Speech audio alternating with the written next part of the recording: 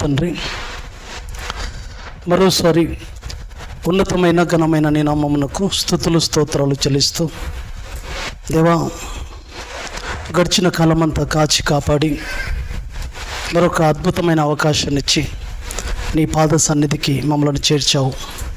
చేర్చిన విధానాన్ని బట్టి స్తుతులు స్తోత్రాలు చెల్లిస్తూ, దేవా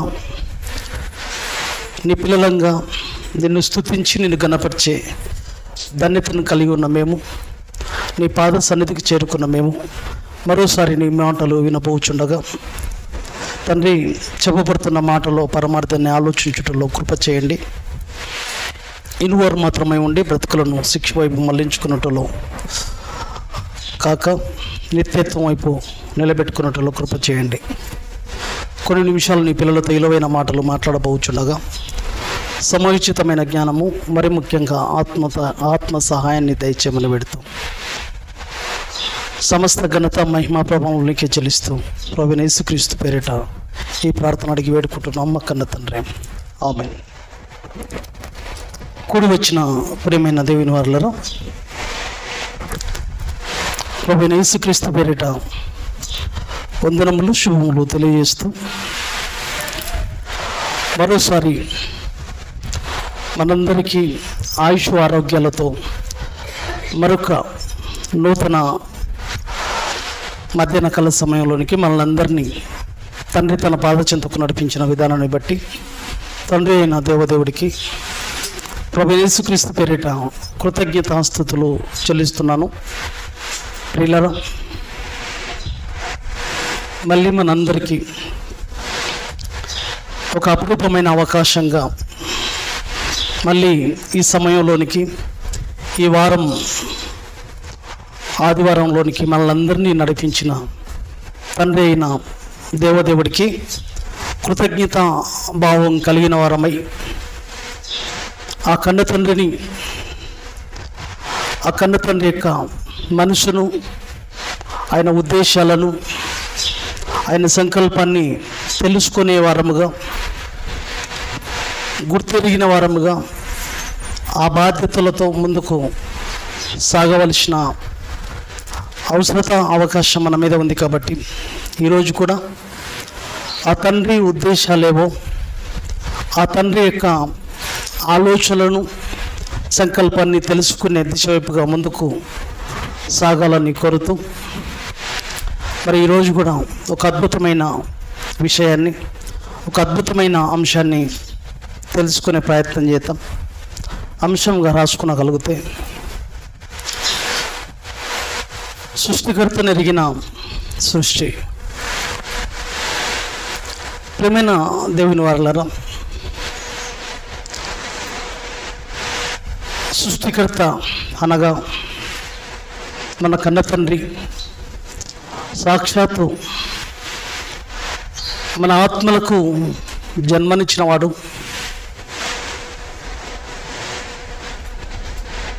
మనకు బ్రతుకులనిచ్చినవాడు, మనకు జీవితాలను ప్రసాదించినవాడు, కోట్ల సంవత్సరాల సంకల్పంలో ఆయనలో ఉన్నవారము, ఆయన ప్రణాళికలో ఉన్నవారము, ఆయన ఆలోచనలో నుంచి ఒక ఉన్నతమైన ఉద్దేశాలతో భూమి మీదకి, తల్లి గర్భాల గుండా భూమి మీదకి అడుగు పెట్టబడిన వారము.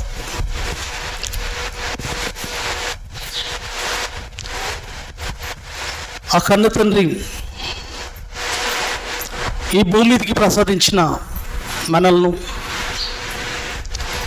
ఈ భూమి మీదకి తల్లి గర్భం గుండా ఈ లోకానికి జన్మనిచ్చిన కన్న తండ్రి, ఎక్కడ నా పిల్లలు నేను లేని లోటు, నా ప్రేమను నోచుకోలేని స్థితిలో నా పిల్లలు ఉండకూడదనే ఆలోచనలతో తల్లి గర్భం నుంచి భూమి మీదకి వచ్చిన మనం, అమ్మలో తండ్రి ప్రేమను పెట్టాడు, ఆయన ప్రేమను పెట్టాడు. తండ్రిలో ప్రేమను, లాలన, పాలన దేవుడు మనకు వారి ద్వారా ఆయన ప్రేమను అనుగ్రహించాడు.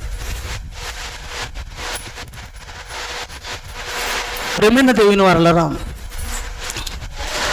అమ్మ ఎప్పుడైతే అమ్మ అయిందో, ఎప్పుడైతే బిడ్డను కంటుందో, బిడ్డ మీద మమకారం పెంచుకుంటుంది. అమ్మ కానంత వరకు ఒకరు బిడ్డను ఎత్తుకోవాలన్నా, ఒకరు బిడ్డ ఏదైనా టాయిలెట్ చేసినా, ఏదైనా మల విసర్జన చేసినా ఆ సమయంలో ఎవరైనా చీచి అంటారు. ఏమమ్మా, ఎవరైనా చీ అంటాం. కానీ అదే స్త్రీ లేదా అదే వ్యక్తి తల్లి తండ్రి అయినప్పుడు టాయిలెట్ చేసిన, మల విసర్జన చేసిన తూడ్చుకొని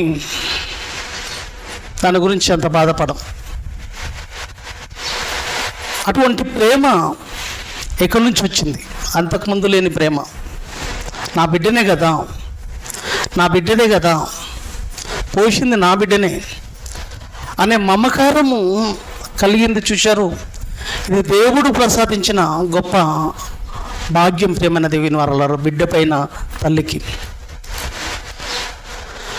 మన తండ్రి లేని లోటు మన తల్లిదండ్రుల ద్వారా దేవుడు మనకు ఆ ప్రేమను కురిపిస్తున్నాడు, ఆ ప్రేమను అందిస్తున్నాడు అన్న సంగతి మర్చిపోకూడదు. ఈరోజు మన బిడ్డల పట్ల ప్రేమను చూపిస్తున్నాం. చూశారు, మన బిడ్డల పట్ల మమకారాన్ని, కనికరాన్ని, అప్యాయత, అనురాగం కలిగి ఉన్నాం. చూశారు, ఇవన్నీ దేవుడు మనకు ప్రసాదించిన గొప్ప భాగ్యం అండి. ఆ తండ్రి ప్రేమను మనకు దూరం చేయకుండా మన అమ్మలో, మన తండ్రిలో పెట్టాడు మన కన్న తండ్రి. అంత గొప్పవాడు మన కన్న తండ్రి. నేను నీ దగ్గర ఉండలేను, నీకు నేను పాలు ఇవ్వలేను, ఇవన్నీ నీకు జన్మనిచ్చిన నీకు తల్లిగా ఆమెలో ఇవి పెట్టబోతున్నానని ఆ ప్రేమను కానీ, ఆ పాలు, అవన్నీ ఒక తల్లిలో, ఒక తండ్రిలో ప్రవేశపెట్టాడండి మన కోసం కన్న తండ్రి. అంత గొప్పవాడు మన కన్న తండ్రి. మన కోసం సృష్టిలో సకల సౌకర్యాలు, సకల సౌలతులను సమకూర్చినవాడు ఆ పరలోకపు తండ్రి. అటువంటి కన్న తండ్రి, అంత ప్రేమను కనపరిచిన ఆ తండ్రి ప్రేమను నోచుకున్న వారంగా, ఆ తండ్రి యొక్క మనసును, ఆ తండ్రి యొక్క ఇష్టాలను, ఆ తండ్రి యొక్క ఉద్దేశాలను తెలుసుకునే క్రమంలో ఈ ప్రపంచం, ఈ మానవాళి, ఆయన ఉద్దేశాలేంటి, ఆయన ప్రణాళికలేంటి అని తెలుసుకునే దిశ వైపుగా ఈ ప్రపంచ పరిస్థితి ఉందా అన్నది ఆలోచించాలి ప్రియులారా. ఆ కన్న తండ్రిని ఎరిగారా? ఆ కన్న తండ్రిని తెలుసుకొనగలిగారా? ఆ కన్న తండ్రిని అర్థం చేసుకునే స్థితిలోనే ప్రపంచం ఉందా అని మనం ఆలోచిస్తే ప్రేమైన దేవుని వారలారా, కన్న తండ్రిని ఎరగని వారుగా ఈ ప్రపంచం ఉందండి. కన్న తండ్రిని ఎరగని వారుగా, కన్న తండ్రి మనసును, ఆయన ఉద్దేశాలను తెలుసుకొనని వారిగా, తెలుసుకోలేని వారుగా ఈ ప్రపంచం ఉందని చెప్పక తప్పదు. ఎందుకు అని అంటే, బైబిల్లో ఒక మాటను మనం చూడగలిగితే, దేవునికి పుట్టిన మనం, దేవుని ఆత్మ భాగాలుగా విడొచ్చిన మనం, తండ్రిని ఎరగని వారుగా ఉన్న ఈ సృష్టి మాత్రం సృష్టికర్తను ఎరిగినదిగా, సృష్టికర్త యొక్క మనసును తెలుసుకున్నదిగా, సృష్టికర్త మాటకు లోబడినదిగా ఈ సృష్టిని మనం చూడొచ్చు. ఈ సృష్టి యొక్క స్థితిని మనం చూడొచ్చు. కానీ పిల్లలమైన మనమే తెలుసుకోలేదు. ఎంతటి దౌర్భాగ్య పరిస్థితితో మీరు ఆలోచించండి ప్రియులారా. సేవకులుగా ఉన్న ఈ సృష్టికర్త మనసును తెలుసుకున్నది, సృష్టికర్త ఉద్దేశాలను తెలుసుకొని ఆయన యొక్క ఆలోచనలకు అనుగుణంగా సృష్టి కదులుతుంది, సృష్టి పనిచేయగలుగుతుంది. కానీ ఈరోజు మనుషులమైన మనం తండ్రి తెలుసు అన్నట్లుగా తండ్రిని తెలుసుకోలేని స్థితిలో ఈరోజు నటిస్తున్న స్థితిలో ఉన్నది మనుషులమైన తన పిల్లలమైన మనమని చెప్పక తప్పదు. ఒకసారి తీతుకు రాసిన పత్రిక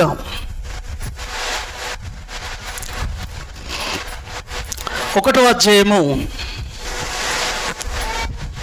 తీతుకు రాసిన పత్రిక 1వ అధ్యాయము 16వ వచనంలో మనం చూడగలిగితే ఎలా ఉందో ప్రపంచ పరిస్థితి, ఎలా ఉన్నారో ఈరోజు క్రైస్తవ సమాజ పరిస్థితిని మనం చూడగలిగితే, సమాజ పరిస్థితిని పక్కన పెట్టేసిన ఈరోజు క్రైస్తవులు మాకు దేవుడు తెలుసు, మేము దేవుడిని ఎరిగాము అని చెప్తున్నారు కదా.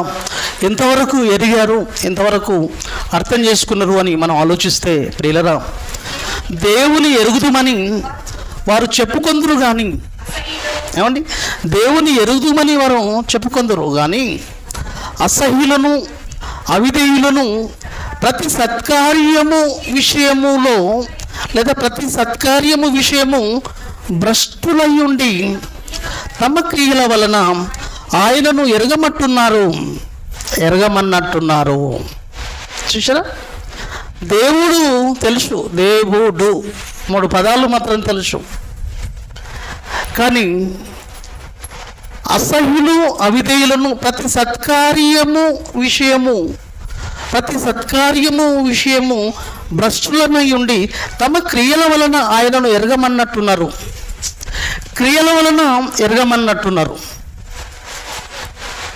దేవుడు తెలుసు అంటే తెలుసు. దేవుడి కోసం ఏమైనా చేయగలుగుతారా? దేవుడి కోసం ఏమైనా చేయగలుగుతామా?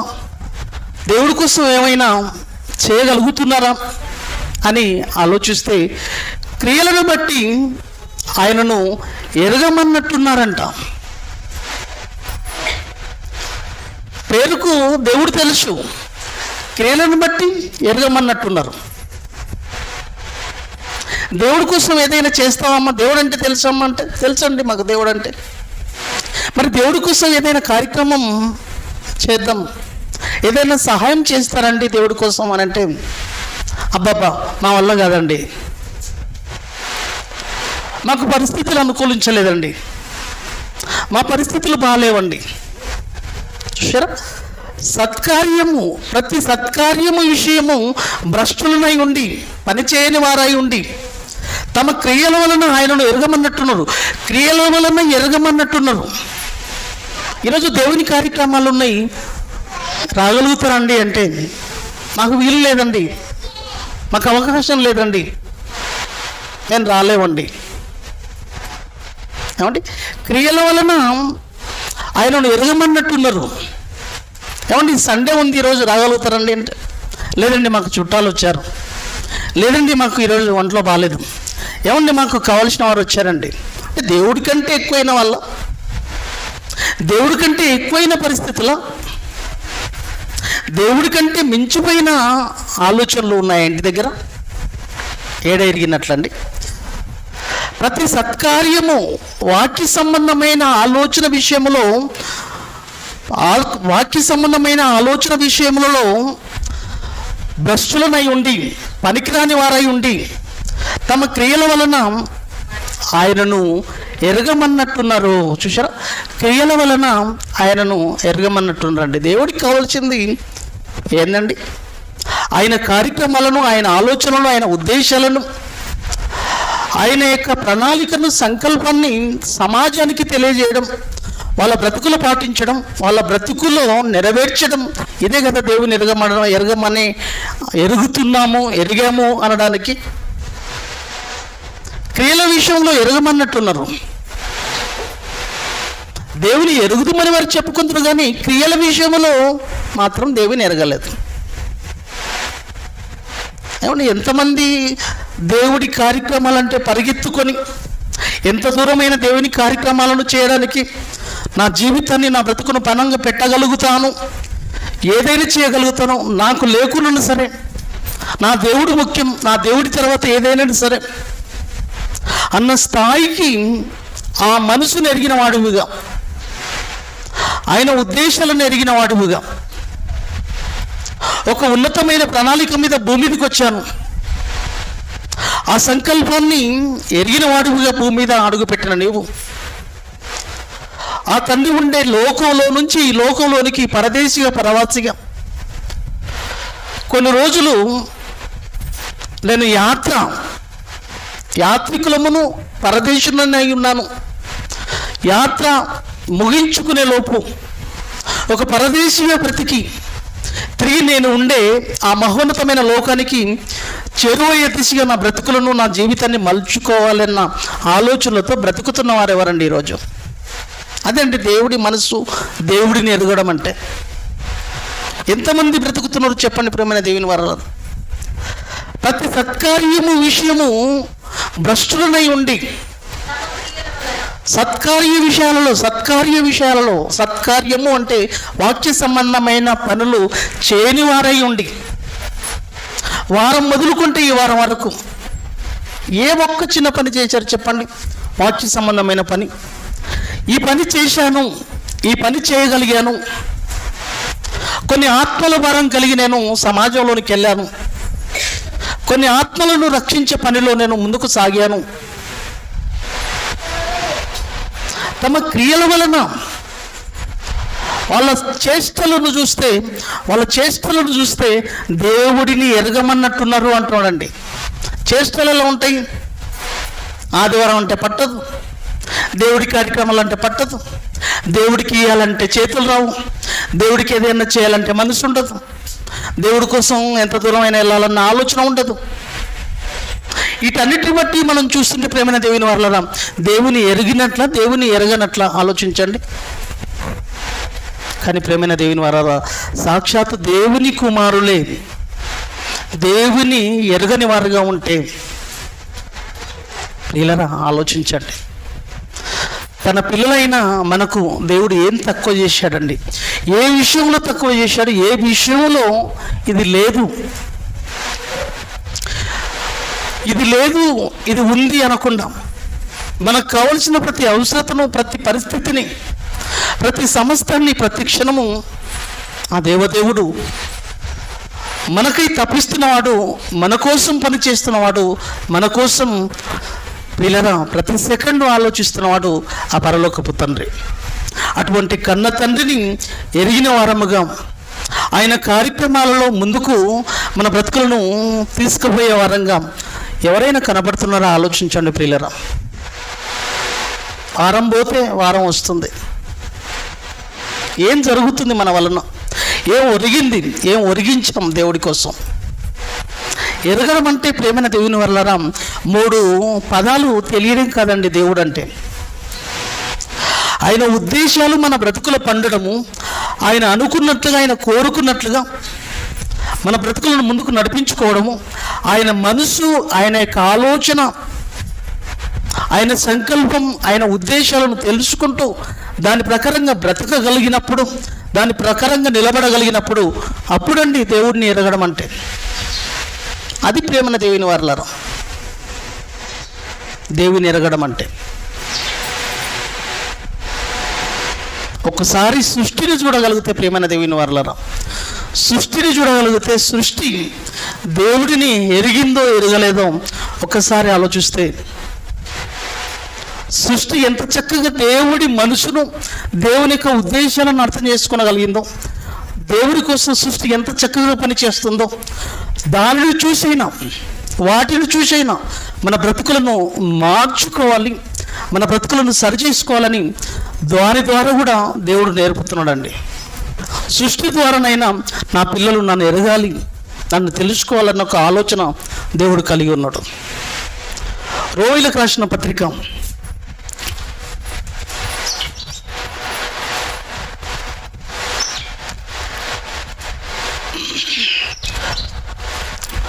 19వ వచనం నుంచి చూడండి పిల్లరా. 8వ అధ్యాయం 19 నుంచి. రోమీలకు రాసిన పత్రిక 8వ అధ్యాయము 19వ వచనం అండి. దేవుని కుమారుల ప్రత్యక్షత కొరకు దేవుని కుమారుల ప్రత్యక్షత కొరకు సృష్టి మిగుల ఆశతో తేరు చూచుచూ కనిపెట్టుచున్నది. అండర్లైన్ చేసుకోండి. దేవుని కుమారుల ప్రత్యక్షత కొరకు, దేవుని కుమారుల కొరకు, దేవుని కుమారుల యొక్క ప్రత్యక్షత కొరకు ఎవరు దేవుని కుమారులుగా మారుతారు, ఎంతమంది దేవుని కుమారులుగా నిలబడగలుగుతారు అని సృష్టి మిగుల ఆశతో తేరు చూచుచు కనిపెట్టుచున్నది అంటండి. వీళ్ళ కోసమే కదా మేము పుట్టింది, వీళ్ళ కోసమే కదా మేము సేవలు అందించాల్సింది. ఆ పిల్లలు ఆయన పిల్లలుగా మారగలిగితే ఆ కన్న తండ్రి ఆవేదనను తూర్చిన వారుగా, ఆ కన్న తండ్రికి సంతోషాన్ని ఇచ్చేదిగా ఇలా బ్రతుకులు ఉండగలుగుతాయి కదా అని సృష్టి ఆవేదన చెందుతుంది. ప్రేమైన దేవుని వారలారా, ఏమండి, సృష్టి ఆవేదన చెందుతుంది. కానీ సృష్టిని అనుభవిస్తున్నాం. సృష్టికర్త గర్భాన పుట్టిన మనిషి మాత్రం సృష్టికర్త మనసును అర్థం చేసుకోలేని వాడుగా, తన కండ్ల ముందు నాశనం అయిపోతున్న మనిషిని రక్షించాలన్న తపన లేనివాడుగా, జాలి లేనివాడుగా, ప్రేమ లేనివాడుగా మనిషి మారిపోతున్నాడండి. ఈరోజు కండ్ల ముందు కాలిపోతున్న మనుషులను చూస్తున్నాడు, కండ్ల ముందు కాలిపోవడానికి సిద్ధపడిపోతున్న సమాజాన్ని చూస్తున్నాడు. కానీ ఆ సమాజానికి నా వంతు సహాయాన్ని, ఎదుటివానికి ఒక అభయహస్తం నా బ్రతుకు ద్వారా అందించాలన్న ఒక ఆలోచన లేనివాడుగా ఈరోజు మనిషి బ్రతుకును, వాక్యం ఎరిగిన వాడి పరిస్థితిని మనం చూడొచ్చు. అంతే కదండి. ఈరోజు సమాజాన్ని మనం చూడగలుగుతాయి. ఇక్కడ ఒక 10 మంది ఉన్నామండి.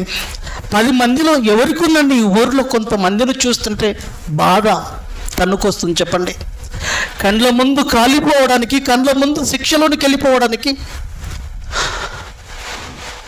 తక్షణమే ఎప్పుడైనా ఏ క్షణంలోనైనా వాడి పరిస్థితి దారుణమైన స్థితిలోనికి వెళ్ళబోతుందని ఆలోచించిన వాళ్ళంగా ఎవరు చెప్పండి ప్రియులారా. అది అర్థమై ఉంటే మనం ఇలా ఉండం ప్రియులారా. ఆ ఆవేదన మనలో ఉంటే ఎలా ఉండం ప్రేమైన దేవుని వాళ్ళారా? ఇలా ఉండం. మన ఆలోచనలే, మన యొక్క ధోరణి, మన శైలి మారిపోతుంది. కానీ సృష్టికి ఏం పట్టిందండి? దేవుడి మాట కోసం,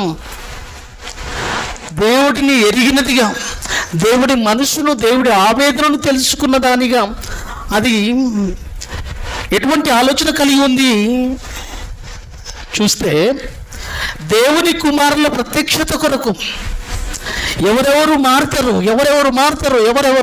ఎక్కడెక్కడ ఉన్నారు దేవుని పిల్లలు, ఎక్కడెక్కడ దేవుని కుమారులు జాడ, దేవుని కుమారుల ప్రత్యక్ష కొరకు సృష్టి మిగిలిన ఆశతో తేరు చూచుచు కనిపెట్టుచున్నది. ఎలాగనగా సృష్టి నాశనమునకు లోనైన దాస్యములో నుండి విడిపింపబడి దేవుని పిల్లలు పొందపోవు మహిమగల ఆ స్వాతంత్రము పొందునను నిరీక్షణ కలదై స్వేచ్ఛగా కాక దానిని లోపర్చిన వాని మూలముగా వ్యర్థపరచబడెను. సృష్టి యావతీల వరకు ఏకగృహముగా మూలుగుచు ప్రసవ వేదన పడుచున్నదని ఎరుగుదము. ఇంత ప్రసవ వేదన పడుతున్నా భరిస్తూ మన యొక్క శ్రేయస్సుకై, మన యొక్క బాగుకై, మన యొక్క మహిమగల దేవుని పిల్లలు ఒకరోజు పొందబోయే ఆ మహిమగల స్వాతంత్రము నేను కూడా పొందుకుంటాను. ఒకరోజు నేను కూడా ఆ స్థితిలోనికి వెళ్ళబోతాను. వాళ్ళ కోసం నేను పని చేస్తాను, ఎంతనైనా నేను భరిస్తాను అని సృష్టి యావత్ ఇదివరకు ఏకగ్రీవంగా మూలుగుచు ప్రసవేదన పడుచున్నా మన కోసం పని చేస్తుందండి సృష్టి. ఎంత భారంతో సృష్టి ఉంది తెలుసా ప్రియులారా? ఆలోచించండి. ఎంత భారంతో బరువెక్కిపోతుంది ఈరోజు సృష్టి. భూమిని ఒకసారి చూడండి. భూమి మీద పరిస్థితులు బాగున్నాయా ప్రేమైన దేవుని వారలారా? అయినా భరిస్తుంది భూమి, అయినా భరిస్తుంది ప్రకృతి. భయంకరమైన కాలుష్యపు కోరల్లోనికి ప్రపంచాన్ని తీసుకుపోతున్న ప్రపంచం మన కోసం సేవలు అందిస్తుంది ప్రకృతి. ఆలోచించండి ప్రేమైన దేవుని వారలారా. సృష్టి దేవుడిని ఎరిగినదిగా మనకు కనబడుతుందండి. మనిషి మాత్రము దేవుడిని ఎరగని వారిగా ఈరోజు మనిషి బ్రతుకులు కనబడుతున్నాయి.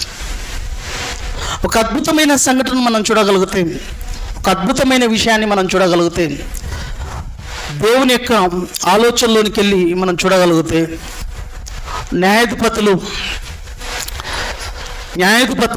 9వ అధ్యాయము 8వ వచనం అండి.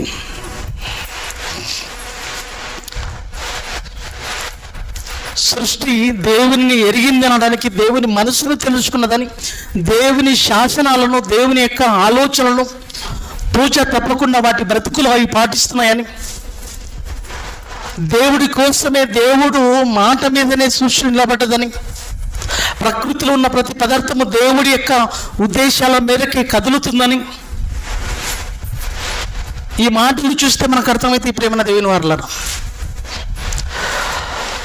న్యాయాధిపతులు 9వ అధ్యాయము 8వ వచనం అండి. చెట్లు తమ మీద రాజును ఒకని అభిషేకించుకొనవలనని మనసు కలిగి బయలుదేరినాయంటండి. చెట్లు కూడా అనుకున్నాయంటండి. జంతువులకు ఒక రాజు ఉన్నాడు. ఎవరు? సింహం. మనుషులకు రాజులు ఉన్నారు. చెట్లకు కూడా రాజు కావాలనుకున్నాయి. చెట్లు ఆలోచించుకున్నాయంట. ప్రియమైన దేవుని వారలారా, చెట్లు మాట్లాడతాయంటే రీసెంట్గా ఈ మధ్యనే తేల్చిందండి.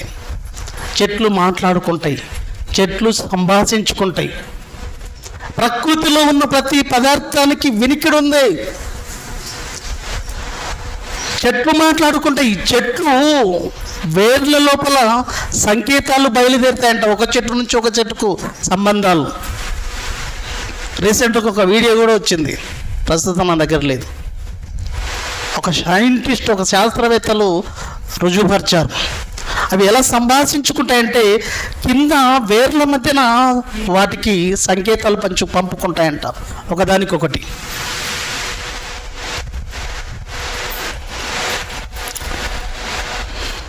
వెళ్ళదు, అటు ఇటు వెళ్ళొద్దు.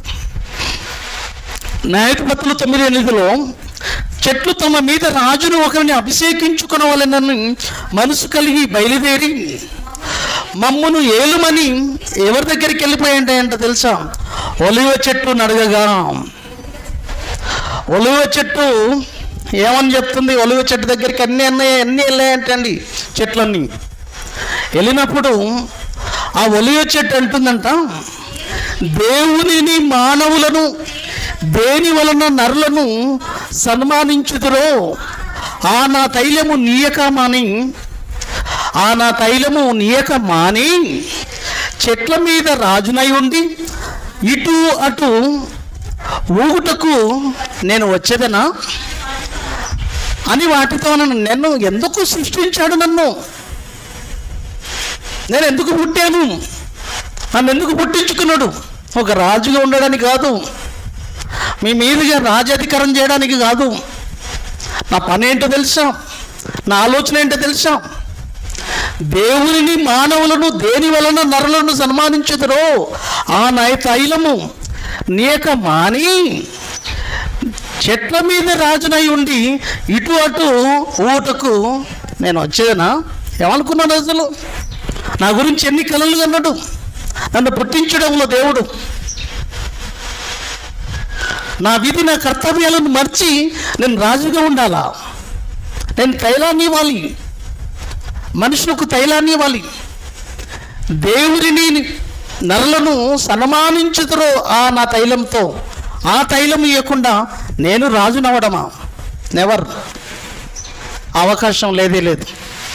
చూశారండి, ఒక ఒలివ చెట్టుకు తెలిసిపోయింది దేవుడి మనసు నన్ను ఎందుకు పుట్టించుండు అని.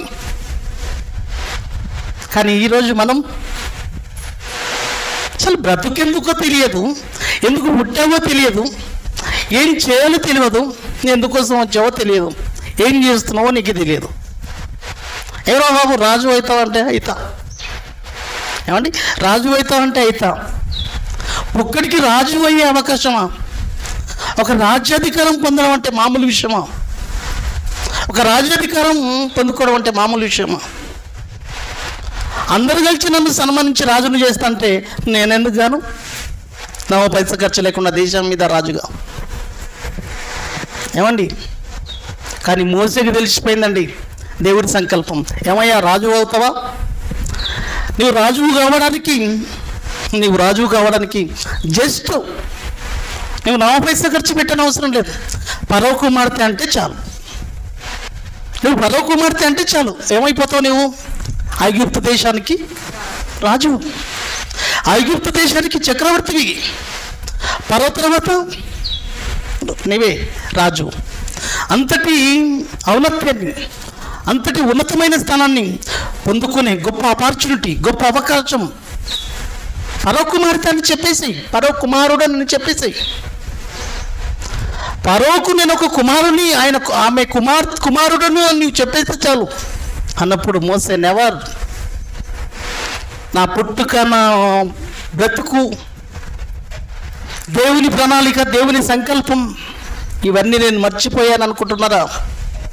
నేను పుట్టింది, నేను జీవించవలసింది, నేను శ్రమపడవలసింది, నా ప్రాణాన్ని పణంగా పెట్టవలసింది దేవుని ప్రజల కోసం నా జీవితాన్ని పణంగా పెట్టాలనుకున్నవాడు. మోసే ఎరిగాడండి దేవుడిని. ఒక మోసే ఎరిగాడు ప్రేమైన దేవుని వారల దేవుడిని. తన బ్రతుకును, తన యొక్క జీవితాన్ని ఎందుకోసమో తెలుసుకునగలిగాడు. ఒక ఒలీవ చెట్టు ఎందుకోసమో తెలుసుకునగలిగింది. ఈరోజు నీవు నేను దేవుడిని ఎరగలేదండి. పేరుకు మాత్రం దేవుడు తెలుసు నాకు, కానీ మన క్రియలను బట్టి, మన ప్రవర్తనను బట్టి, మన ఆలోచనలు బట్టి దేవుడిని ఎరగమన్నట్టున్నాం. బాప్తిజం తీసుకున్నావు, దేవుడి కోసం ఏదో చేస్తాంటావు, కానీ ఏం చేసేసావు? మాటలను బట్టి దేవుడిని ఎరిగినట్లు, కానీ క్రియలను బట్టి దేవుడిని ఎరగమన్నట్టు. ఎంత దరిద్రపైన ఆలోచనలు ఇవి! కాబట్టి సమాజ పరిస్థితులు చూడండి ప్రేమైన దేవుని వర్లరా. 300 కోట్ల మంది జనాభా, క్రైస్తవ్యం దేవుడిని ఎరిగిందా? దేవుడు ఆనందపడుతున్నాడా? దేవుడు సంతోషపడుతున్నాడా? ఇది చూడొద్దు, ఇది ఆలోచించొద్దు. అసలు నేను దేవుడిని ఎరిగానా? దేవుడి మనసును తెలుసుకున్నానా? దేవుని యొక్క ఉద్దేశాలలో నా బ్రతుకు, నా జీవితం ముందుకు సాగుతుందా? దేవుడు అనుకున్నట్లుగా నా పోకడ పోతుందా? ఎప్పుడైనా ఆలోచించుకోవద్దు. ప్రతి విషయంలో జాగ్రత్త పడుతున్న నువ్వు దేవుడి విషయంలో, ఒక ఆత్మ విషయంలో, ఒక మహోన్నతమైన బ్రతుకు, ఒక మహోన్నతమైన జీవితం, శాశ్వతమైన నీ జీవితం, అస్థిరమైన జీవితం గురించి, అస్థిరమైన శరీరం గురించి అంత మక్కువ ఆలోచనలే, అంత మమకారంతో కూడుకున్న ఆలోచనలే, అంత జాగ్రత్తనే. ఒక మహాశక్తి, ప్రయోజనకరమైనదిగా ఉన్న ఆత్మ గురించి ఎందుకు ఆవేదన లేదు నీకు ఈరోజు? ఎందుకు ఆలోచించుకో, ఏమైంది నీకు? భక్తుల జీవితాలు బైబిల్లో మనకు పొందుపరిచిన, ప్రకృతిలో అనేక విషయాలను దేవుడు మనకు పొందుపరిచినా ఎందుకు అర్థం కావట్లేదు? ఒక చెట్టు దగ్గరికి వెళ్ళిపోతే చెట్టు ఆలోచిస్తుంది, ఒక చెట్టు ఆలోచిస్తుంది. దేవుడి కోసం బ్రతికినోడు వచ్చాడు, ఒక పండు తీసుకుపోతున్నాడు, దానికే నోరు ఉంటే దానికే దేవుడు నోరు చేస్తే ఏం మాట్లాడేది తెలుసా? నోరు ఎక్కడ తల ఎక్కడ పెట్టుకున్న వాళ్ళని తెలుసా? అవే గన మాట్లాడగలిగింటే, అవే గన మాట్లాడే పరిస్థితికి వెళ్ళి ఉంటే, ఏమండి, అవే మాట్లాడే పరిస్థితి గన ఉంటే మన పరిస్థితి ఎంత దారుణంగా ఉండేది చెప్పండి. గోడలు మాట్లాడుతుంటే, ప్రతి పదార్థం మాట్లాడుతుంటే ఇక మన పరిస్థితి ఏంటి? ఏమొచ్చింది నీకు అనేవి తిడితే పరిస్థితి ఎంత దారుణంగా ఉంటుండే. ఈ బ్రతుకులు ఏమైపోతావు ఒకసారి ఆలోచించిండ్రా? మనుషులని చెప్తేనే మనం పట్టించుకోవట్లేదు. ఒకసారి ప్రకృతి చేతగానే మాట్లాడిస్తే పరిస్థితి పిల్లరా ఉరివోసుకొని సావాల్సిందేనండి. ఇంటి ముందు కావలిగా ఉన్న కుక్కనే ఒకసారి మురిగినికి చెప్పేస్తుండే పరిస్థితి ఏందనేది. దారుణమైన పరిస్థితి చూసారా? ఒక చెట్టుకున్న ఆలోచన భక్తుల జీవితాలను కూడా చూస్తే అదే అంత గొప్పగా కనబడ్డదండి. మోసే భక్తి కూడా అది రాసి పెట్టుకోండి. ఆ వచనం దగ్గరనే అపొస్తలుల కార్యం 17:24 మీరు అప్పుడు చూపించడానికి మీకు అవకాశం ఉంటుంది. అపొస్తలుల కార్యం 17 హెబ్రీయులకు రాసిన పత్రిక 11వ అధ్యాయము 24 నుంచి చూడవచ్చు. నెక్స్ట్ చూద్దాం, ఇంకా న్యాయాధిపతుల్లోనే చూద్దాం.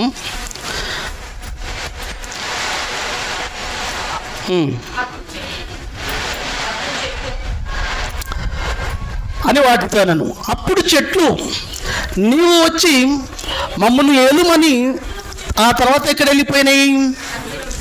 ఒలివ చెట్టు క్యాన్సల్ చేసిందండి. వద్దు, నా బ్రతికేంటి, నా జీవితం ఏంటి, ఎందుకు నన్ను సృజించుకున్నాడు దేవుడు, ఆయన సంకల్పాన్ని పక్కన పెట్టి నేను రాజుగా ఉండను. అప్పుడు చెట్లు నీవు వచ్చి మమ్మల్ని ఏలుమని అంజూరపు చెట్టును అడగగా, అంజూరపు చెట్ల మీద రాజునై ఉండి ఇటు అటు ఊగుటకు నా మాధుర్యమును నా మంచి ఫలమును నేనియక మానుదునా? అది కూడా అన్నదంటండి. వా, ఎంత గొప్ప సంగతి ప్రియులారా! అసలు నా మాధుర్యమును నా మంచి ఫలములను మానవులకి ఇయక మానుదునా? నన్నెందుకు దేవుడు సృష్టించుకున్నాడో అని వాటితో నేను దేవుడిని ఎరిగింది ఒక అంజూరపు చెట్టు. ప్రకృతిలో దేనిని తీసుకోండి ప్రియమైన దేవుని వారలారా, దేవుని మాటను జవదాటదండి. దేనిని తీసుకోండి, ఏ విషయాన్ని మీరు తీసుకోండి, ప్రకృతిలో దేనిని తీసుకున్నా దేవుడు శాసించినట్టుగా బ్రతుకుతున్నాయి, దేవుడు కోరుకున్నట్టుగా బ్రతకాలి, బ్రతుకుతున్నాయి, బ్రతుకుతాయి అంతే, సవాల్ లేదు. సృష్టి దేనిని చూడు, సృష్టి అంతా దేవుని మహిమై ఉన్నది. ఒక్క మాటలో చెప్పాలంటే ప్రేమైన దేవుని వారలారా, ప్రకృతి క్రీస్తును ధరించుకున్నది. క్రీస్తు ఏ విధంగా అయితే దేవుడి కోసం తన జీవితాన్ని తాకట్టు పెట్టాడో, ప్రాణం పెట్టాడో, ప్రకృతి కూడా ప్రతి పదార్థం, ప్రతి వస్తువు మన కోసమే బలి, మన కోసమే చావాలి. దేవుడు చెప్పినట్లుగా మన కోసమే చావాల్సిందే. సృష్టిలో ఏదైనా యేసుక్రీస్తు మన కోసమే చనిపోయాడు. తండ్రి యొక్క సంకల్పాన్ని పూర్తి చేసుకున్నవాడు, మనకై ప్రాణం పెట్టినవాడు. ప్రకృతి మన కోసం ప్రాణం పెడుతుంది. అది ప్రాణం పెట్టకపోతే ఈరోజు నీకు గత్యంతరం లేదు. ఒక వంకాయ నీ కోసం ప్రాణం పెట్టింది, ఒక కోడి నీ కోసం ప్రాణం పెట్టింది. ఏది నీ కోసం బలి కావట్లేదు చెప్పండి? సృష్టిలో దేవుడు చెప్పినట్లుగా నిలబడింది. సృష్టిలో ఏది నిన్ను కాదని దాటిపోయింది చెప్పండి? సృష్టిలో ఏది నిన్ను దాటిపోయింది చెప్పండి ప్రేమైన దేవుని వాళ్ళ? నిన్ను కాదని అయిపోయిందమ్మా. అటు తర్వాత చెట్లన్నీ వచ్చి మమ్మల్ని ఏలుమని ద్రాక్షవల్లిని అడగగా, ద్రాక్షవల్లి దేవుని మానవులను సంతోషపెట్టు నా ద్రాక్షరసము నేను ఇయ్యక మాని చెట్ల మీద రాజునై ఉండి అటు ఇటు ఊగుటకు నేను వచ్చేదాన్ని వాటితో నేను. చూసారా? చాలండి. దేవుని ఎరిగిన సృష్టి అండి.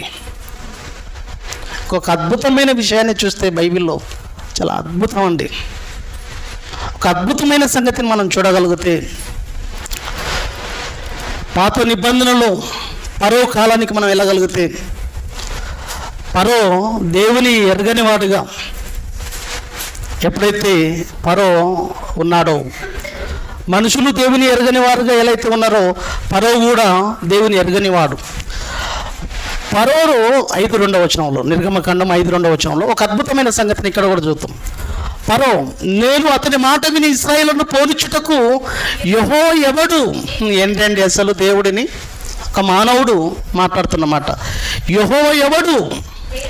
నేను యెహోవాను ఎరగను, ఇశ్రాయేలును పోనీయనేను, యెహోవాను ఎరగను. దేవుని ఎరగదంట. 3 చెరువుల నీళ్లు దాపించాడండి. యెహోవాను ఎరగనందుకు, యెహోవా ఎవడు అన్నందుకు దేవుడు 3 చెరువుల నీళ్లు తాగించాడు పరోను. దేవుడు ఉన్నంత వరకు, దేవుడు ఉన్నాడు అన్నంత వరకు 3 చెరువుల నీళ్లు తాగించాడు.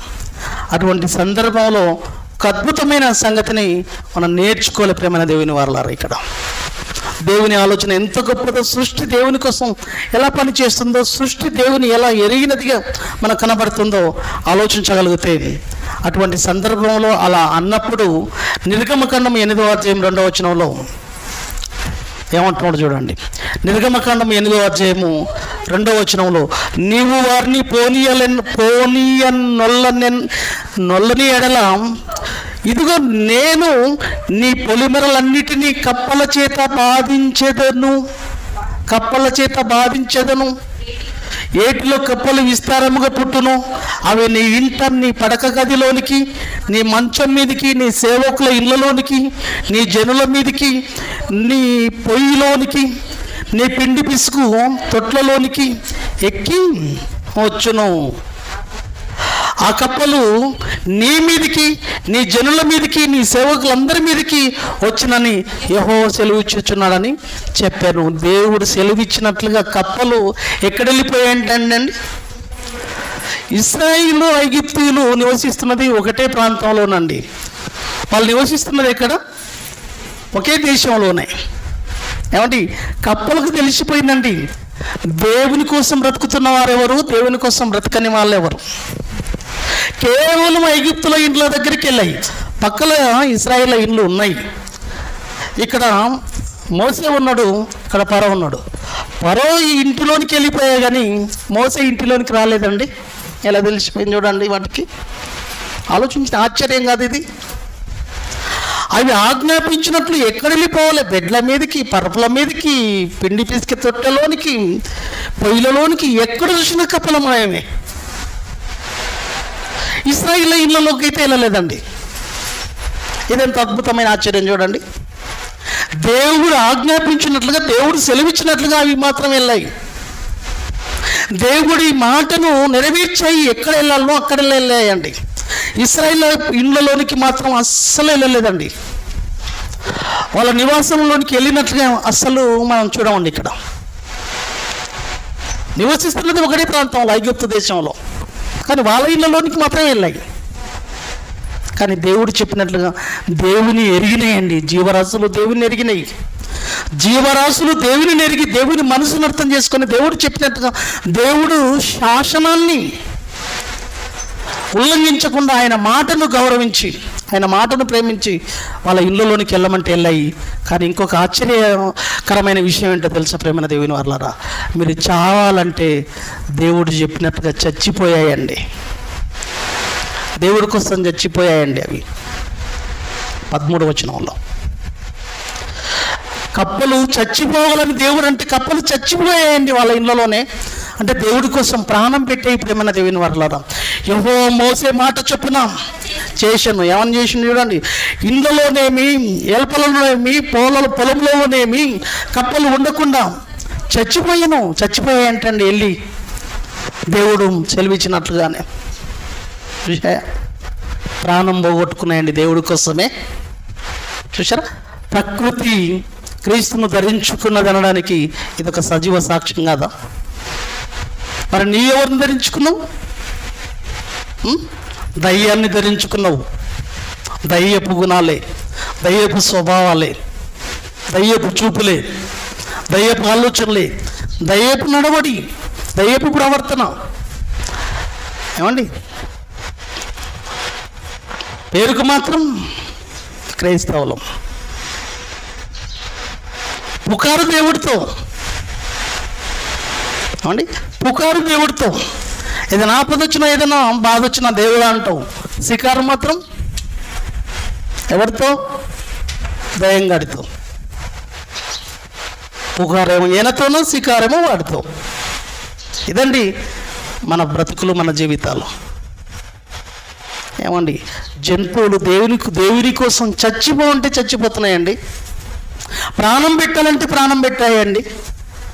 ఎన్ని అండి ఐగుప్తు చరిత్రలో మనం చూడగలిగితే 10 సూచక్రియల్లో దేవుడు చెప్పినట్లుగా చేశాయి. ఎన్నో ఈరోజు మనకు ప్రకృతిలో కనబడుతున్నాయండి. ఈరోజు ఎన్నో మన కోసం ప్రాణం పెడుతున్నాయి ప్రేమైన దేవుని వల్ల. ఈరోజు ఒక కోడి మన కోసం భలే ఒకరోజు ఒక్కొక్క మేక మన కోసం ఇవ్వాలి, ఒక పొట్టేలు మన కోసం ఇవ్వాలి. ఏది మన కోసం కానిది చెప్పండి ప్రకృతిలో? దేవుడు ఒకరోజు శాసించాడు. దేవుడి మాటను, శాసనాన్ని ఉల్లంఘించకుండా ఈరోజు ప్రకృతి మనకు సేవ చేస్తుందంటే ప్రేమైన దేవుని వల్ల, దేవుని ఎరిగిన సృష్టి, జీవరాశులు దేవుని ఎరిగాయి. ఎంత గొప్ప ఉన్నతమైన స్థితి అండి.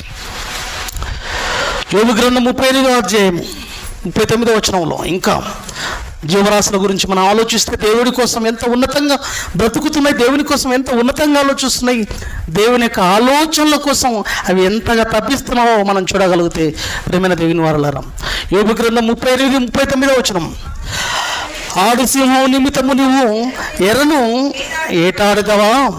సింహం పిల్లలు తమ గుహలలో పండుకొనున్నప్పుడు, తమ గుహలలో పొంచి ఉండినప్పుడు నీవు వాటి ఆకలి తీర్చదవా? నీవు వాటి ఆకలి తీర్చదవా అంటున్నాడండి దేవుడు. నీవు వాటి ఆకలి తీర్చదవా? తిండి లేక తిరుగులాడు కాకి పిల్లలకు దేవునికి మొరపెట్టుచున్నప్పుడు కాకి ఆహారం సిద్ధపరచువాడేవాడు ఎవడండి? కాకులకు ఆహారం ఇచ్చేది, జీవరాశులకు ఆహారం ఇచ్చేది, పక్షులకు ఆహారం ఇచ్చేది, ఎనంత సృష్టిలో ఉన్న జీవరాశులకు ఆహారాన్ని ఇచ్చేది ఎవరు? ప్రేమైన దేవుని వారలారా. ఇవన్నీ ఎవరు దయ కోసం కనిపెడుతున్నాయి? ప్రేమైన దేవుని వారలారా. ఏమండి, కాకి పిల్లలు దేవుడికి మొరపెట్టినప్పుడు కాకి ఆహారం సిద్ధపరచువాడేవాడు. ఏమండి, 84 లక్షల జీవరాశులు సృష్టిలో రకాలు, 84 లక్షల రకాలండి. ఆ రకాలలో ఒక్కొక్క జాతిని మనం ఆలోచించుకుంటే కాకులు, ఒక ఊర్లో ఉన్న కాకులన్నీ, దేశంలో ఉన్న కాకులన్నీ, ప్రపంచంలో ఉన్న కాకులన్నీ, రకాలు మాత్రమే చెప్తున్నాను. కాకులు ఎన్ని? కాకి ఒక రకం. అట్లా 84 లక్షల రకాలు. 84 లక్షల రకాల జీవరాశులకు ఆహారం ఇస్తున్నది ఎవరు? వాటిని పోషిస్తున్నది ఎవరు? ఈ సర్వ జీవులకు ఆహారాన్ని ఇచ్చేది ఎవరు? సర్వజీవుల కన్నులన్నీ దేవుని వైపు, దేవుని వైపు. సర్వజీవుల కన్నులన్నీ దేవుని వైపు. మరి నీ కన్ను, నీ చూపు లోకం వైపు, లోక ఆలోచనల వైపు, లోక పోకడల వైపు, లోక ఆనందాల వైపు, లోక సంతోషాల వైపు. చిన్న జీవితాన్ని ఎలా బాగుపరచుకోవాలి, చిన్న జీవితాలను ఎలా ఆనందపరచుకోవాలన్న ఆలోచనలోనికి వెళ్ళిపోతున్నావు తప్ప వాక్యం ప్రతిరోజు వినుకుంటూ, వాక్యం ప్రతిరోజు నేర్చుకుంటూ, వాక్యం ప్రతిరోజు తెలుసుకుంటూ మోసపోతున్న వాడు ఉన్నాడు అంటే ఈ ప్రపంచంలో మనిషి చాలా భయంకరమైన పర్యవసనాన్ని ఎదుర్కొనవలసి వస్తుంది. మనిషి ఇంటూ చెడిపోతున్నాడు, ఇంటూ పాడైపోతున్నాడు, పాడైపోతున్నాడు. జీవితాన్ని ఏం పట్టనట్లుగా చిన్న జీవితం కోసం ఆలోచిస్తున్నాడు. రాబోయేది భవిష్యత్ అని.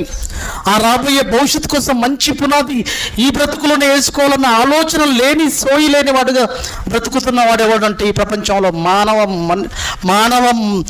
మానవుడు మాత్రమే, మానవ జీవి మాత్రమే. ప్రియమైన దేవుని వారలారా, చాలా భయంకరమైన, దారుణమైన విషయం. ఎంత చక్కటి ఆలోచన చూడండి ప్రియమైన దేవుని వారలారా. కాకి పిల్లలు దేవుడికి మొరపెట్టినప్పుడు కాకి ఆహారం సిద్ధపరచువాడేవాడు? 104:21 వచనం, కీర్తనలు 104:21 వచనం. సింహము పిల్లలు వేట కొరకు గర్జించుచున్నవి. 104:21 వచనం. సింహము పిల్లలు వేట కొరకు గర్జించుచున్నవి, తమ ఆహారము దేవుని చేతిలో నుండి తీసుకుని చూచుచున్నవి. ఆలోచించారా? తమ ఆహారము దేవుని చేతిలో నుండి తీసుకుని చూచుచున్నవి, దేవుని దయ కొరకు కనిపెట్టుచున్నవి. అవి మనకు ఆ నమ్మకం ఉందా? ఏమండి, దేవుని పైన నమ్మకం ఉంది మనకు. దేవుని దయ కోసం కనిపెడుతున్నాయి. దేవుడు మాకు ఆహారం ఇస్తాడు, దేవుడు మాకు ఆహారం ఇస్తాడు. చూడండి 27వ వచనంలో, దాంట్లోనే 27వ వచనంలో, తగిన కాలమున నీవు వాటికి ఆహారం ఇచ్చినవని ఇవన్నీ నీ దయ కొరకు కనిపెట్టుచున్నవి. ఏమండి, మనిషి దేవుని దయ కోసం కనిపెడుతున్నాడా? దేవుని మీద ఆధారపడే ఆలోచన ఉందా? నమ్మకం లేదండి దేవుడి మీద. దేవుడి మీద నమ్మకం లేదు కాబట్టి దేవుని మీద ఆధారపడే తత్వం మనిషికి లేదు. అయ్యో, దేవుడి మీద నమ్మకం లేదా నీకు?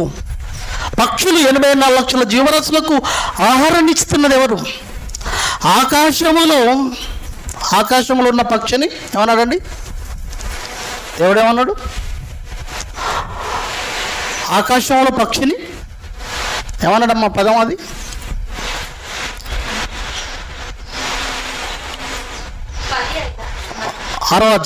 మత్తయి సువార్త 6వ అధ్యాయంలో ఆకాశ పక్షులను చూడండి అన్నాడు కదండి.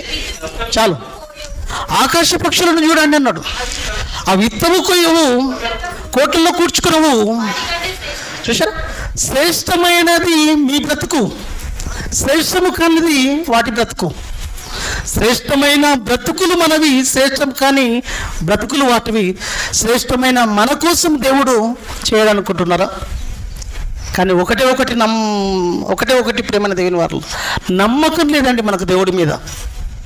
కానీ సృష్టిలో ఉన్న జీవరాశులకు దేవుడి పైన నమ్మకం అండి. ఏం నమ్మకం తెలుసా?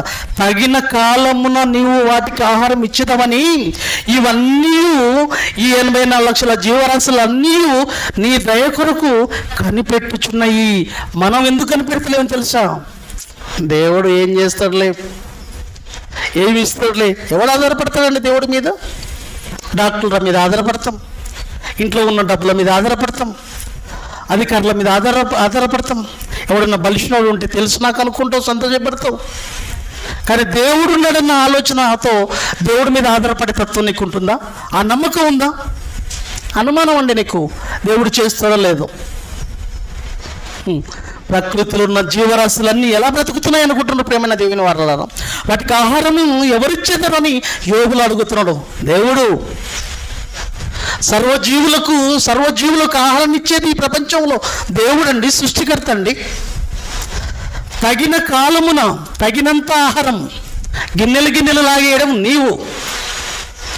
ఎంత తినాలనో అంతే పెడతాడు దేవుడు. అందుకే కరెక్ట్గా ఉంటాయి, దాన్ని అన్ని బ్యాలెన్స్ కరెక్ట్గా ఉంటాయి. విన్నారా? ఇక్కడ ఒక పాయింట్, తగిన కాలమున నీవు వాటికి ఆహారం ఇచ్చేదవు. ఎంత కాలంలో ఎంత తినాలి, ఎంత పెడితే బాగుంటుంది దీనికి, నీకు గిన్నెడు పెట్టింటాడు, దీనికి లాగించేస్తూ ఉంటాడు కదా. అవి ఎక్కువైపోతే ఇవి ఎక్కువైతే అన్నీ ఎక్కువైపోయాయి మనకి రోజు. ఏది పడితే చెత్త మొత్తం తినేసేది. ఎంత తినాలనో ఒక లిమిట్ కూడా మనకు తెలియదు. చూసారా? ఒక కుక్క ఎంత ఉండాలనో, అసలు కుక్కకు కానీ జంతువులకు కానీ బీపీ షుగర్ ఉన్నట్లు తెలుసా అండి? తగిన కాలమున తగినంత ఆహారాన్ని దాంట్లకు దయచేస్తాడు. ఏ టైంకి ఎంత కావాలనో అంతే తినాలంతే. ఎంత మంచి పదం చూడండి, తగిన కాలమున. ఆ పదం మీరు చూడగలిగితే తగినంత ఆహారాన్ని దయచేస్తాడు. మధ్యాహ్నం ఎంత తినాలనో నీకు తెలియదు, రాత్రికి ఎంత తినాలనో తెలియదు. కమ్మ ఉందంటే లాగించేసేస్తావు, గిన్నెడు తినేసేస్తావు, ఎమ్మడం అనుకుంటావు. ఇంకేం డైజెషన్ అవుతుంది? ఆ మిషన్ చేతగాక చితికిల పడిపోతుంది. పుల్ల టేపులు నా వల్ల కాదురా బాబు అని అది పండుకుంటుంది. పుల్ల టేపులు, బేదులు, వాంతులు. ఇది మన పరిస్థితి. దీంట్లో చూడండి, ప్రకృతిలో ఏ దాంట్లోకైనా ఎంత గొప్ప ఆలోచన అండి. ఇలాగా బైబిల్ చదువుతుంటే ఇంత గొప్ప ఆలోచనల, ఇంత గొప్ప సంగతుల ప్రేమైన దేవుని వరాలు, ఇంత గొప్ప సంగతుల, ఇంత అద్భుతమైన విషయాల తగిన కాలంలో నీవు వాటికి ఆహారం ఇచ్చినవని ఇవన్నీ నీ దయ కొరకు కనిపెట్టుచున్నాయి. దేవుని దయ కొరకు కనిపెట్టాలి ప్రేమైన దేవుని వరాలరా. వాటికి ఉంది నమ్మకం. నీకేమైంది? నీ తండ్రి మీద నమ్మకం నీకు లేదు. నా మీద నీకు నమ్మకం లేదురా అంటాడు తండ్రి కుమార్ని పట్టుకొని. ఎందుకు లేదు డాడీ? ఉంది. మరి ఎందుకు ఏడుస్తావురా? ఏడవద్దు బిడ్డ, నేనున్నా, నా మీద భరోసా పెట్టుకో. ఒక హాస్టల్లో బుడ్డ ఉంది, తండ్రిది వైరల్ అయింది, వీడియో చూసిండ్రా? వస్తావా నాయన? వస్తారా? కరెక్ట్ 11 గంటలకు 12 గంటలకు వస్తావంటే వస్తారా? నా మీద నమ్మకం లేదరా నీకు? ఆ వీడియో వినండి. నమ్మకం ఉంచు అని అంటాడు. ఆ నమ్మకం లేక ఎన్నిసార్లు అడుగుతాడు చూసినావు. అలాంటి వాడు కాదండి మన కన్న తండ్రి. కానీ మనమే నమ్మకం పోగొట్టుకుంటున్నాం తండ్రి మీద. నమ్మకం కలిగి ఉంటే ఖచ్చితంగా దేవుడు మన అవసరతలను తీర్చేవాడండి. కానీ ఆయన దయ కొరకు కనిపెట్టమండి. కానీ ప్రేమైన దేవుని వారలారా, దేవుడి కోసం దేవుడి దయ కొరకు కనిపెడుతున్న ఇవి పిల్లరా, దేవుడు ముఖం చాటేస్తే తట్టుకోలేవండి జీవులు. దేవుడు తమతో మాట్లాడకపోతే, తమ మొర వినకపోతే తట్టుకోలేవండి, తల్లడిల్లిపోతాయండి జీవులు. మనం అలా ఉంటామా? ఉండవండి. దేవుడు జవాబు ఇవ్వకపోతే దేవుడు ఇస్తలేట్రా, ఒక 10,000 ఇస్తావా? నా దేవుడు ఉన్నాడు, నా దేవుడు సహాయం చేస్తాడు, ఆయన మీద నేను ఆశపడ్డాను, ఆయన కోసం నేను ఎదురు చూస్తున్నాను, ఆయన వైపు నేను చూస్తున్నాను, ఖచ్చితంగా సహాయం చేస్తాడు, ఖచ్చితంగా రోగం తీసేస్తాడు అన్న భరోసా మనకు ఉండదు. కానీ కనిపెట్టి దేవుడు చేయడు. ఎవరినో ఒకరిని బదులు అడగాలి. ఎవరి కోసం ఎవరి దగ్గరికి వెళ్ళి ఏదో ఒకటి చేసేసుకున్నాం. ఇక మన వల్ల కాదు, ఏదో డాక్టర్ దగ్గరికి వెళ్ళిపోదాం, లేదా ఇంకో హాస్పిటల్కి వెళ్ళిపోదాం. కానీ దేవుడి మీద భరోసా వేసే ఆలోచనలో మనలో ఉంటే ప్రేమను దేవుని వారలారా, దేవుడి మీద నమ్మకం కలిగి ఉంటే ఖచ్చితంగా దేవుడు జవాబిస్తాడండి. ఆ నమ్మకం కోసం దేవుడు ఎదురు చేస్తుంటాడు. కానీ ఆ నమ్మకం కలిగి ఉండవండి మనం. సంపూర్ణమైన ఆ నమ్మకం, ఆ భరోసా మనం దేవుని పైన ఉండం. 27వ వచనంలో మనం చూసాం కదా. ఇప్పుడు 28వ వచనంలో చూడండి. నీవు వాటికి పెట్టినది అవి కూర్చుకొనును, నీవు గుప్పిలు ఇప్పగా అవి మంచి వాటిని తిని తృప్తిపరచబడును. 29వ వచనంలో నీవు ముఖము మరుగు చేసుకునగా అవి కలత పడిపోయాయంటండి. దేవుడు ముఖం చాటేస్తే కలత పడిపోతాయంటండి, చాలా బాధపడిపోతాయంటండి. అనుకుంటుంది అలా. దేవుడు జవాబు ఇవ్వలేదని బాధపడ్డోళ్ళు, దేవుడి కోసం మొరపెట్టినోళ్ళు, దేవుడి కోసం దుఃఖపడినోళ్ళు, దేవుడి కోసం ఏడ్చినోళ్ళు ఉన్నారా ప్రేమన్న దేవుని వారలారా? ఏడుపు కన్నీళ్లతో కోజాడినోళ్ళు ఉన్నారా దేవుడి కోసం?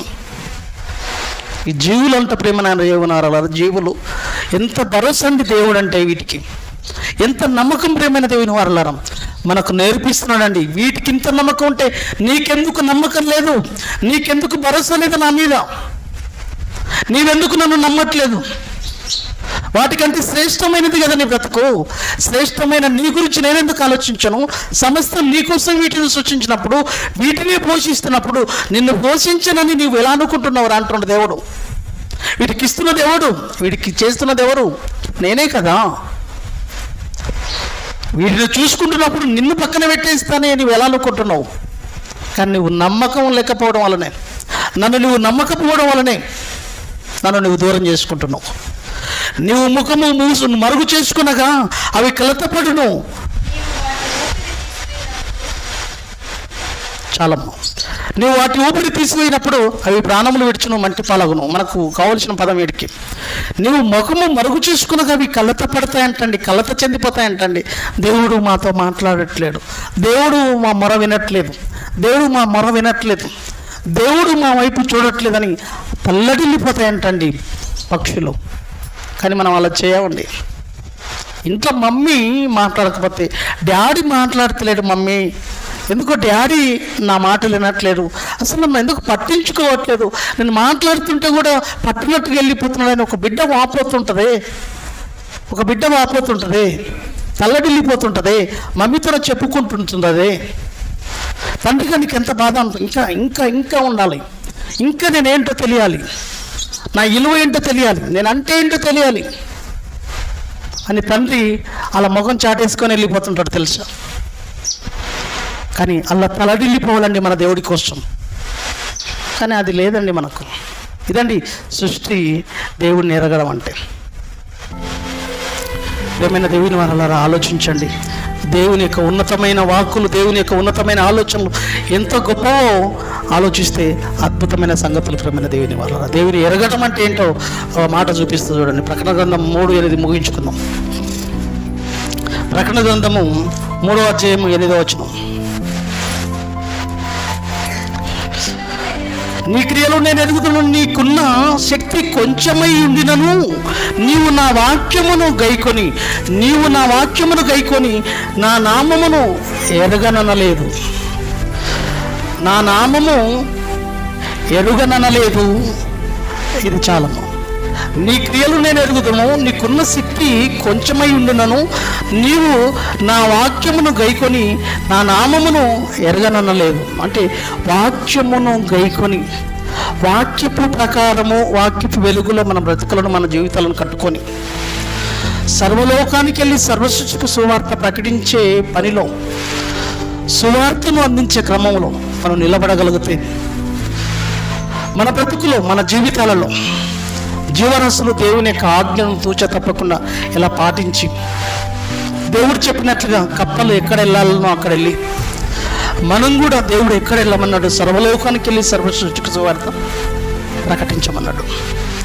సర్వలోకానికి వెళ్ళి సర్వసృష్టికి ప్రకటించుటలో అవసరమైతే మన ప్రాణాన్నైనా తాకట్టు పెట్టి దేవుడి సంకల్పాన్ని తుదముట్టించే వైపుగా అనేక ఆత్మల రక్షణార్థమై మన జీవితాలను ముందుకు నడిపించుకోగలిగినప్పుడు, వాక్యపు వెలుగులో సత్క్రియలను చేయడం కోసం మన బ్రతుకులు, మన జీవితాన్ని, మనకున్న ఆస్తులను, అంతస్తులను, ఐశ్వర్యాలను వాటన్నిటిని తాకట్టు పెట్టినా, అవసరమైతే జీవితాన్ని పనంగా పెట్టడానికైనా వెనకాడకుండా ఎప్పుడైతే ముందుకు మనం నిలబడగలుగుతామో, ఎప్పుడైతే ముందుకు నడవగలుగుతామో, అప్పుడు దేవుడిని ఎరిగిన వారముగా మనం ఉన్నట్లయితే ప్రేమైన దేవుని వాళ్ళరా, ఆస్తులు అంతస్తులు మొత్తం పెట్టమని అనట్లేదు ప్రేమైన దేవుని వాళ్ళరా. నీ యొక్క బ్రతుకు పరిస్థితిని దేవుడు గమనిస్తున్నాడు. నా కోసం ఎంతవరకు చేయగలుగుతావు, ఎంతవరకు నువ్వు రాగలుగుతావు, ఎంతవరకు నువ్వు నిలబడగలుగుతావు అన్నదే దేవుడు పరీక్షకు పెట్టినప్పుడు మనం నిలబడగలగాలి. ఎంతవరకైనా ఎంతైనా ఏదైనా చేయడానికి మనం ముందుకు వెళ్ళగలగాలి తప్ప ఎప్పుడూ మన బ్రతుకులో వెనుకంజ వేయడానికి వీల్లేదు. ఎందుకంటే సమస్తాన్ని ఆయననే మనకు దయచేస్తున్నవాడు, ఆ బ్రతుకునిచ్చినవాడు, జీవితాన్ని ప్రసాదించినవాడు. ఆయన పెట్టిన భిక్ష ఈ బ్రతుకు, ఆయన ఇచ్చిన ఆరోగ్యం ఇది. ఒకరోజు ఆయన పిలిస్తే మళ్ళీ వెళ్ళిపోయేవారు, ఒకరోజు ఆయన పిలిస్తే వెళ్ళిపోయేవారు. మన బ్రతుకులు ఎంత, మన జీవితాలు ఎంత చెప్పని ప్రేమైన దేవుని వారు. ఏదో ఒక రోజు ఆయన పిలుపును అందుకోవాల్సిన వారు. కాబట్టి ఆ పిలుపు వచ్చేలోపు దేవుడు కోరుకున్నట్లుగా, దేవుడు ఆశించినట్లుగా మన బ్రతుకులను ముందుకు నడిపించుకోవాలని మనస్ఫూర్తిగా కోరుతూ, దేవుని ఎరిగిన వారి జాబితాలో మన బ్రతుకులను కూడా ముందుకు నడిపించుకుంటూ ఉన్నతమైన ఆలోచనలతో బ్రతుకులను కట్టుకోవాలని మరీ కోరుతూ తల్లు ఉంచండి. చిన్న ప్రార్థన సెలవు తీసుకుందాం.